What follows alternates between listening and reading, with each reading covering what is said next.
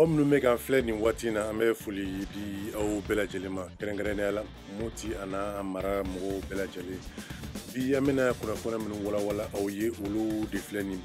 politiko kibaruyaw ma ka na se jamana lakanako kunnafoniyaw ma. Ni y'aw ka kunnafoni kɛnɛ sigilen ye.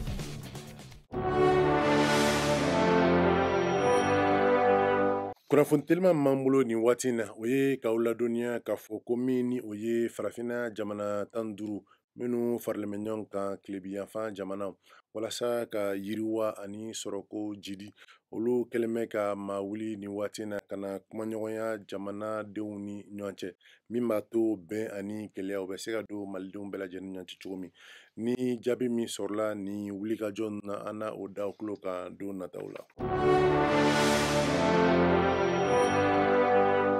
An b'aw ladɔnniya k'a fɔ aw ye ko kunun arabadon juin kalo tile 17 san 2020 min n'o ye Mahamudu Diko ye Imam Mahamudu Diko ale ye laseli kɛ min ni o ye a ka lafasali tɔn o dagayɔrɔ la ni o ye Semasi ye Maɲanbugu faso kanu na nɛgɛ ɲɛ 16 waati laseli in senfɛ Mahamudu Diko ko k'a b'a lase jamanaden bɛɛ lajɛlen ma min ni o ye lajɛ belebeleba min n'o bolodalen bɛ sini ni o ye maliyɛnw ka bɔ ka u ka dusumakasi yira jamana maracogo cogoyaw la fo ka taa se lakana kibaruya ma ko bɔli ko ni ala sɔnna ko a bɛ kɛ ko k'a ɲini bɛɛ fɛ maa o maa ni i bɛ bɔ i ka so i ka bɔ k'a sɔrɔ i ma bɔ ni fosi ye ni o ye tiɲɛni ta fan ye ka d'a kan lajɛ in ma dabɔ ka jamana ci a ko olu tɛ jamana cibaw ye ko olu bɛ fɛn o fɛn ni u b'o boloda ko bɛ kɛ sariya kɔnɔ k'a yira u la ko nin waati in na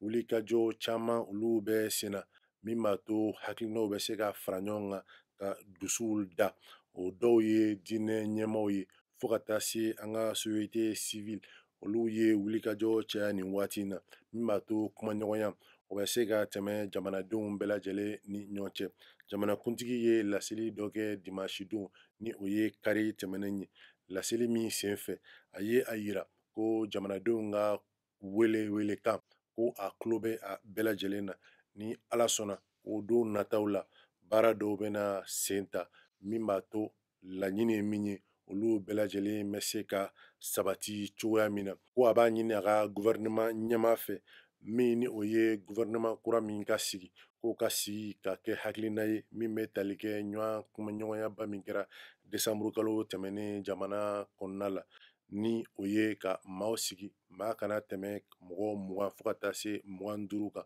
wa minnu bɛ baara kɛ jamanaden bɛɛ lajɛlen ka hɛrɛ cogoyaw la.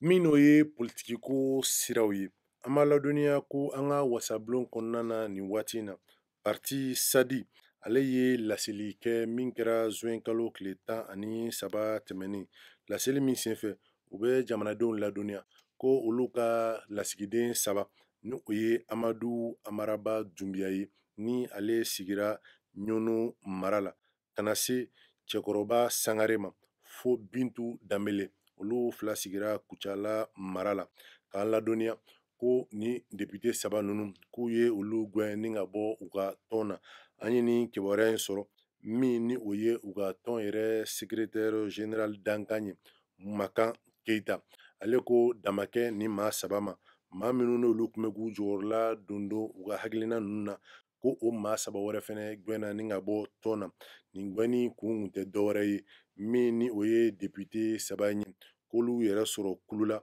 kulu min député bulon kɔnɔ n'a bɛ wele ko Bɛnso min ɲɛmɔgɔya bɛ Alu Badara Jalo bolo o Bɛnso in olu ko olu ka hakilina k'o ye ka jamanakuntigi jukɔrɔma don parti sadi ko ale ye fanga sinamaa ye o siratigɛ la olu ka lasigiden tɛ se ka t'i yɛrɛ sɔrɔ jamanakuntigi dɛmɛni baaraw la ko u kun ye u wele waati 3 ɲɔgɔn na k'u lasigi ni ka kuma ni u ye ko o bɛɛ kɔ maa 3 ninnu olu tor'u hakilinaw kan o siratigɛ la an bɛ don min na komi bi u kɔni ye sɛbɛn bɔ k'a yira ko ni député 3 in u gɛnna ni ka bɔ tɔn na u ni u dɛmɛbaga maa 3 wɛrɛ.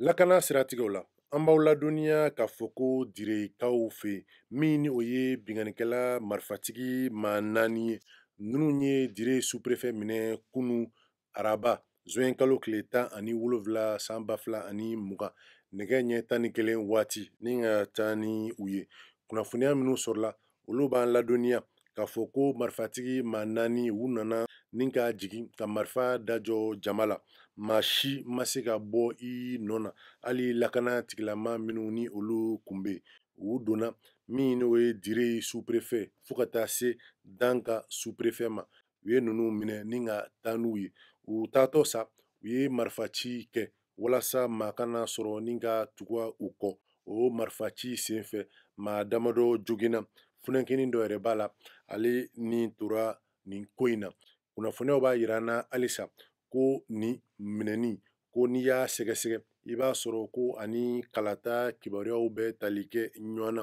ko walima min ni o ye ni waati dusumakasi min ni o bɛ jamana kɔnɔ, ko nka don nataw la kɛrɛnkɛrɛn mana sɔrɔ nin jaabi ninnu na an na o di aw ma. An kɔni an b'a ɲini ala kana basi foyi se jamana lasigiden minnu bɛ nin yɔrɔ ninnu na.